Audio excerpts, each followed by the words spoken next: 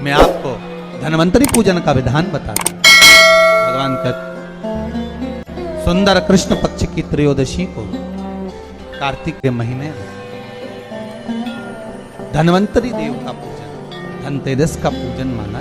एक सुंदर भूमि पर देसी गाय का गोबर से लीपन कर कर, अगर गाय का गोबर ना मिले सुंदर जल से लीपन कर कर, वहां एक सुंदर चौक को पूर कर, आप सभी को ज्ञात होगा कि चौक पूरने में रंगोली का प्रयोग नहीं होता।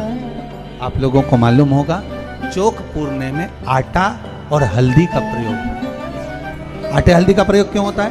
क्योंकि आटा समृद्धि को बढ़ाता है, लक्ष्मी वैभव को बढ़ाने वाली हल्दी होती है। इसलिए जब चौक पूरा जाता है भूमि पर तो चौक पूरते समय आटा हल्दी का प्रयोग करते हैं। थोड़ा सा चावल का दाना या गेहूं का दाना रख दिया जाता है, उसके ऊपर एक सुंदर चौकी, एक चौरंग, एक पाटा रख दिया जाता है। चौकी लगाएं, चौरंग लगाएं, पाटा लगाएं, उस पाटे पर एक सुंदर लाल वस्त्र धारण करा दें, लाल वस्त्र बिछा दें।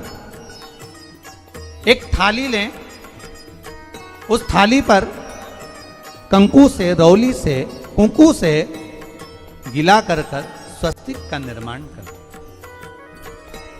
स्वस्तिक का निर्माण कर कर घर में अगर चांदी का सिक्का हो, अगर चांदी का सिक्का नहीं हो, चांदी का कॉइन नहीं हो, तो अपने घर का 1 का सिक्का, 2 का सिक्का, 5 का सिक्का, 10 का सिक्का, जो भी आपके घर में हो वो कॉइन ले लें महाराज, उसको थाली के अंदर रख दें स्वस्तिक के ऊपर।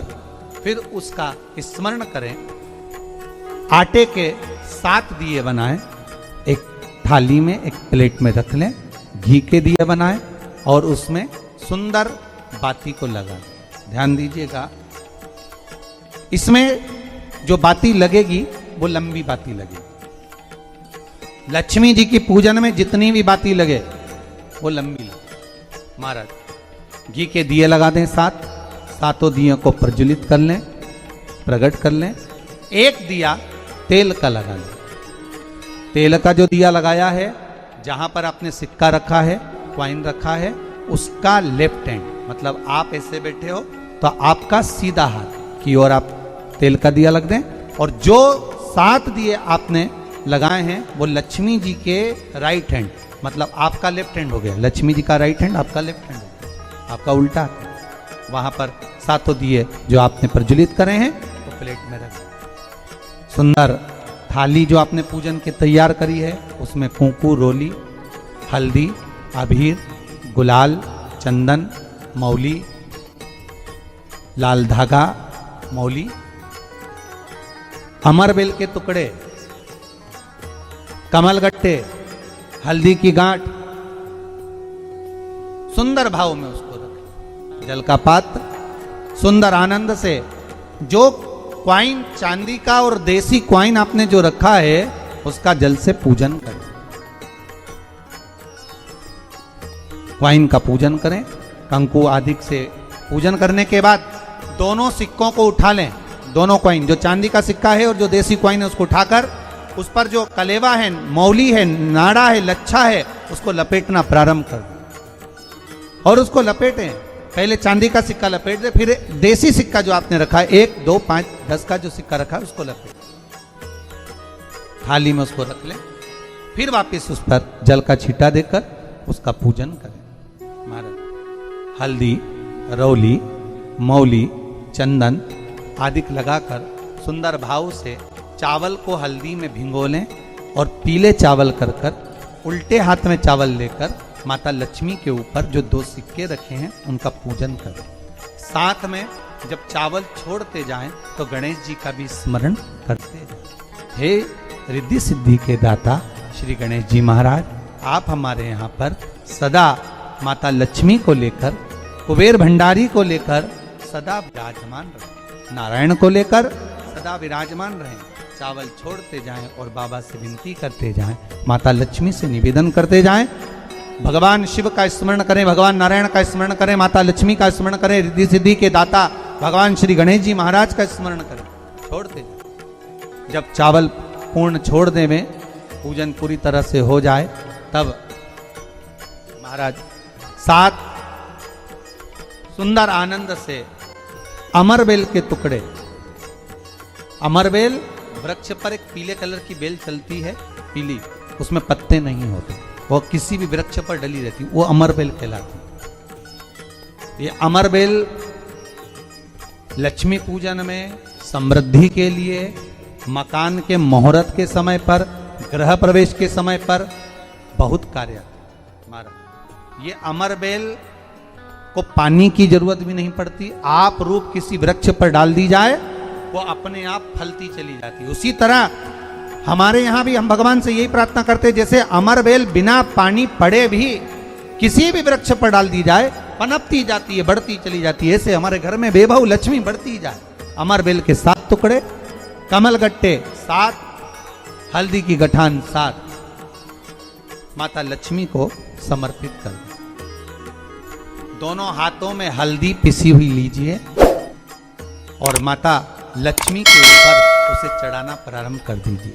7 बार पिसी हुई हल्दी वो सिक्कों पर चढ़ा दें, अपनी मनोकामना कर कर अपने घर में माता लक्ष्मी को विराजमान करने के। जब हल्दी पूर्ण चढ़ जाए, हाथ में कुंकू ले लीजिए, रोली ले लीजिए, उस रोली कुंकू को भी माता लक्ष्मी को समर्पित कर। तब इसके पश्चात सुंदर जो भी घर में मिष्ठान हो, मीठा हो, नहीं हो, शक्कर हो, गुड़ हो, मिश्री हो, जो भी आपके पास में हो, खड़ी शक्कर हो, वो भगवान को, माता लक्ष्मी को भोग रख दीजिए। अगर कुछ मीठा बना हो तो मीठा रख दीजिए। महाराज घर में संपूर्ण पूजन कर कर आपके घर में जो देवालय में भगवान बैठे हैं उनका भी पूजन करिए। पूजन करने के पश्चात आप माता लक्ष्मी से निवेदन करिए, हे माँ आप हमारे यहाँ सदा विराजमान हो। पूजन करने के बाद जो 7 दिए आपने प्लेट में रखे हैं, थाली में रखे हैं पूजन के लिए, घी के उन 7 दियों से माता लक्ष्मी की आरती उतारिए। उन 7 दियों से माता लक्ष्मी का पूजन करिए, माता लक्ष्मी से विनती करिए,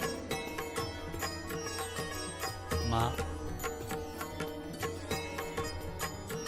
के पुत्र, मां आप हमारे घर का रास्ता भूल गई हो, बहुत कष्ट, बहुत दुखी है, पर भगवान शिव पर विश्वास कर कर, कुबेर भंडारी पर, कुबेरेश्वर महादेव पर विश्वास कर कर, भगवान नारायण के सुंदर प्रसंगों पर विश्वास कर कर, मां भगवान शंकर का अनुमोदन कर कर, हे मां आप हमारे घर में विराजमान हो, आप हमारे मार्ग को, हमारे घर को, हमारे घर के रास्ते को, हमारे घर के द्वार को आप भूल गई हो मां।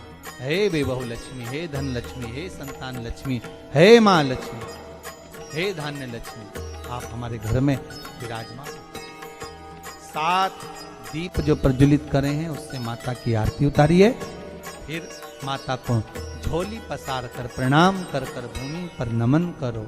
जब झोली पसार कर प्रणाम करें, झोली को अपनी ओर गिरा लें और माता को नमन कर कर जो 7 दिए आपने लगाए हैं उन 7 दिए को अलग अलग स्थान पर ले जाकर, जैसे घर के हॉल में, एक रसोई घर में, एक जहां पर आप लक्ष्मी रखते हो उस स्थान पर, एक घर के द्वार के पास में, एक तुलसी के क्यारे के पास में,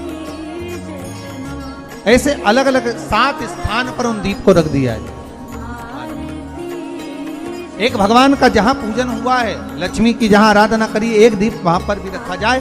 जो तेल का दिया लग रहा है उसके पास माता का माता लक्ष्मी से निवेदन करें, हे मां कृपा सागर, करुणा सागर मां, आप भगवान विष्णु के साथ विराजमान हो, आप भगवान नारायण के साथ में हमारे यहाँ सदा विराजमान हो मां, ऐसी कृपा कर। महाराज मां से विनती कर कर बड़ा उत्साह, बड़ा उमंग, बड़ा आनंद रखना। आपने अगर धन्वंतरी की पूजन करी है, धनतेरस की पूजन करी है, कोई वस्तु, कोई सामग्री अगर आप लेकर आए हो, कोई पात्र लेकर आए हो, कोई तांबे का पात्र लाए हो, जो भी वस्तु आप नहीं लेकर आए हो उसका भी पूजन उसी दिन कर लेना।